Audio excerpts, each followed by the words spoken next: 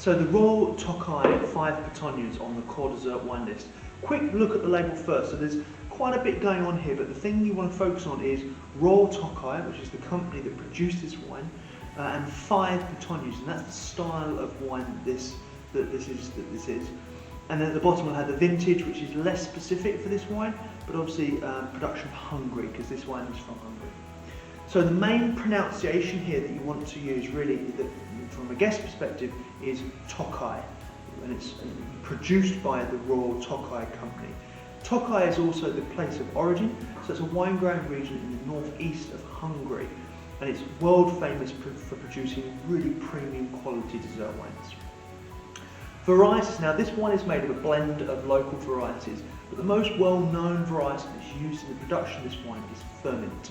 But that's not necessarily something that the guest would expect you to know. In terms of style of wine, so this is quite a full-bodied dessert wine style, so it's quite heavy on the mouth feel. And that's because in the 5 Puttonyos you've got about 150 grams per litre of sugar, so that's very high. It's balanced nicely with great acidity and also a fairly average alcohol percentage for this style of wine at around 11%, depending on the year. But the 150-155 grams per litre of sugar is quite high, so it does give a lot of weighting to that dessert wine, and obviously a lot of sweetness. So in terms of style of wine, it is a sweet wine with lots of great sort of complexities of fruit, and you can tell a little bit of that time in oak aging. They use Hungarian oak barrels to age this wine at the early stages of its production.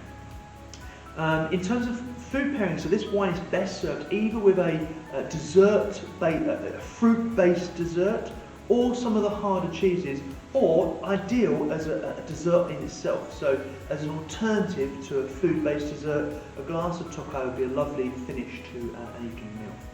In terms of service, this wine should be served in our dessert wine glass. That's our small bistro wine glass.